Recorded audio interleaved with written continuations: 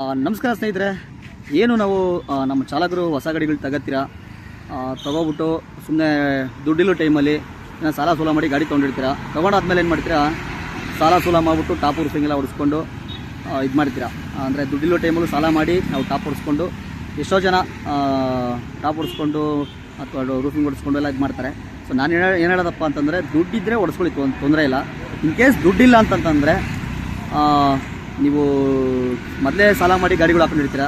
So ಆ ಟೈಮಲ್ಲಿ ದುಡ್ಡಿಲ್ಲ, ಅದು ಸಾಲ ಮಾಡಿ ಮತ್ತೆ ಟಾಪ್ ರೂಫಿಂಗ್ ಎಲ್ಲ ಹೊಡಿಸ್ಕೊಂಡು ರಿಸಿಕ್ ತಗೊಳ್ಳೋದಕ್ಕಿಂತ ನಮ್ಮ ಸ್ನೇಹಿತರು ಒಂದು ಗಾಡಿ ಇದೆ, ತೋರಿಸ್ತೀನಿ ನೋಡಿ ಅವರು ಯಾವ ಥರ ಮಾಡ್ಕೊಂಡಿದ್ದಾರೆ, ಅದು ಏನಾಗಿದೆ ಅದನ್ನು ತಿಳಿಸ್ಕೊಡ್ತೀನಿ. ದಯವಿಟ್ಟು ಆ ಥರ ದುಡ್ಡಿಲ್ಲ ಅಂತ ಅನ್ನೋರು ಮಾಡ್ಕೊಳ್ಳಿ, ದುಡ್ಡಿದ್ದರೂ ಹೊಡಿಸ್ಕೊಳ್ಳಿ, ಸಮಸ್ಯೆ ಇಲ್ಲ. ಸೊ ಈ ವಿಚಾರದಲ್ಲಿ ಒಂದು ಗಾಡಿ ತೋರಿಸ್ತೀನಿ ನೋಡಿ.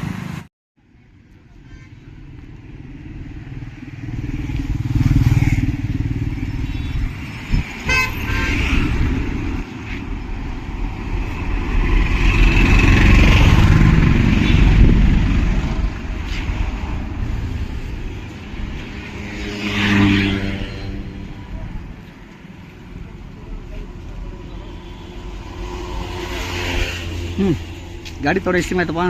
ತಿಂಗಳಾಯ್ತಣ್ಣ. ತಿಂಗಳಾಯ್ತು ಕಡೆ ಬಾ. ಎಷ್ಟು ಖರ್ಚು ಮಾಡಿದೆ ಗಾಡಿ ತೊಗೊಂಡ್ಮೇಲೆ ಟಾಪ್ ರೂಫಿಂಗ್ ಎಲ್ಲ? 1 ರೂಪಾಯಿನೂ ಖರ್ಚು ಮಾಡಿಲ್ಲ ಅಣ್ಣ, ಎಲ್ಲ ನೀವೇ. ಜೋರಾಗಿ ಹೇಳು. 1 ರೂಪಾಯಿ ಖರ್ಚು ಮಾಡಿಲ್ಲ ಅಣ್ಣ, ಎಲ್ಲ ನೀವೇ ಮಾಡ್ಕೊಟ್ಟಿದ್ದಲ್ವ ಅಣ್ಣ. ಹಾಂ, ಏನು ಈಗ ಒಂದು ತಿಂಗಳಾಯ್ತು ಗಾಡಿ ಬಂದು, ಏನು ಅನ್ನಿಸ್ತೈತೆ ಟಾಪ್ ರೂಫಿಂಗ್ ಈ ಥರ ಮಾಡ್ಕೊಂಡು ಓಡಿಸೋದ್ರಿಂದ? ಬಡವರಿಗೆ ಅದೇ ಅಲ್ವಣ, ಈಗ ನನ್ನ ದುಡ್ಡು ಇರಲಿಲ್ಲ, ನೀವೇ ಮಾಡಿಕೊಟ್ರಿ, ಓಡಿಸ್ತಾ ಇದೀವಿ ಅಣ್ಣ. ಟಾಪ್ ರೂಫಿಂಗ್ ಎಲ್ಲ ಎಷ್ಟು ಕೊಟ್ಟೆ ನನಗೆ? 1 ರೂಪಾಯಿನೂ ಕೊಟ್ಟಿಲ್ಲ ಅಣ್ಣ, ಟೀ ಕಾಫಿನೂ ನೀನೇ ಕೊಡ್ತಿದ್ಯಾ. ಸೊ ಈಗ ನಾನು ಏನಕ್ಕೆ ವಿಡಿಯೋ ಮಾಡಿದ್ದು ಅಂತಂದರೆ, ಎಷ್ಟೋ ಜನ ಸಾಲ ಮಾಡಿ ಟಾಪ್ ರೂಫಿಂಗ್ ಎಲ್ಲ ಹೊಡ್ಸ್ಕೊತಾ ಇರ್ತಾರೆ. ಮೊದಲೇ ಸಾಲ ಮಾಡಿ ಗಾಡಿಗಳು ಹಾಕೊಂಡಿರ್ತಾರೆ. ಸೊ ಸಾಲ ಮಾಡಿ ತಿರ್ಗಾ ಟಾಪ್ ರೂಫಿಂಗ್ ಎಲ್ಲ ಹೊಡ್ಸ್ಕೊತಾರೆ. ಸೊ ಆ ವಿಚಾರದಲ್ಲಿ ಏನು ಹೇಳ್ತೀಯಾ?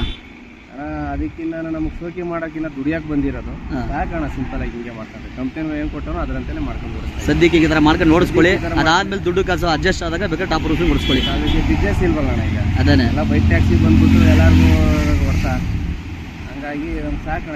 ಅದಕ್ಕೆ ತುಂಬ ಜನ ಸಾಲ ಸೂಲ ಮಾಡಿ ಟಾಪ್ ರೂಫಿಂಗ್ ಹೊಡ್ಸ್ಕೊತಾ ಇರ್ತಾರೆ. ಅಂಥವ್ರಿಗೆ ದಯವಿಟ್ಟು ಈ ಥರ ಮಾಡ್ಕೊಳ್ಳಿ ಅಂತ ತಿಳಿಸ್ತಾ ಇದ್ದೀನಿ. ಏನು ಸಮಸ್ಯೆ ಇಲ್ಲ ಅಣ್ಣ, ಯಾರಿಗೆ ನಮಗೆ ಯಾರೇನು ಕೊಡುವ ಮರ್ಯಾದೆ ಕಳ್ಕೊಳ್ಳೋಂಥದ್ದು ಏನಿಲ್ಲ ಅಣ್ಣ. ಕಂಪ್ನಿಯನ್ನು ಬಿಟ್ಟಿರೋದು ಏನು ಬಿಟ್ಟಿರೋ ಅದರಂತಲೇ ಇದೀವಿ ಅಣ್ಣ ನಾವು. ನಾವು ಎಕ್ಸ್ಟ್ರಾ ಏನು ಮಾಡಿಲ್ಲ. ಕಂಫರ್ಟಬಲ್ ಇದೆಯಾ ಓಡಿಸೋದಕ್ಕೆಲ್ಲ? ಏನು ಸಮಸ್ಯೆ ಇಲ್ವಾ?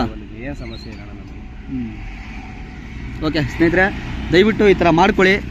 ಸುಮ್ಮನೆ ನೀವು ದುಡ್ಡು ವ್ಯರ್ಥ ಮಾಡಿಕೊಂಡು ಮೊದಲೇ ದುಡ್ಡಿಲ್ಲ ಅನ್ನೋ ಟೈಮಲ್ಲಿ ಬಿಸ್ನೆಸ್ ಬೇರೆ ಇಲ್ಲ. ಸೊ ಹಂಗೆ ಮಾಡ್ಕೊಳ್ಳೋದಕ್ಕಿಂತ ಜಸ್ಟ್ ಈ ಥರ ಚಾರ್ಸಿ ಬಂದಮೇಲೆ ಆ ಕಂಪ್ನಿಯಿಂದ ಏನು ಕೊಟ್ಟಿರ್ತಾನೋ, ಇದಕ್ಕೇನು ಎಕ್ಸ್ಟ್ರಾ ಏನೂ ಹಾಕಿಲ್ಲ ನಾನು. ಕಂಪ್ನಿಯಿಂದ ಏನು ಕೊಟ್ಟಿದ್ದಾರೋ ಅಷ್ಟರಲ್ಲೇ ಫಿಟ್ಟಿಂಗ್ ಮಾಡಿಕೊಟ್ಟಿದ್ದೀನಿ. ಅಲ್ಲೇ ಒಂದು ತಿಂಗಳಾಯಿತು, ನೀಟಾಗಿದೆ, ಪಾಪ ಓಡಿಸ್ಕೊತಾ ಇದ್ದಾನೆ.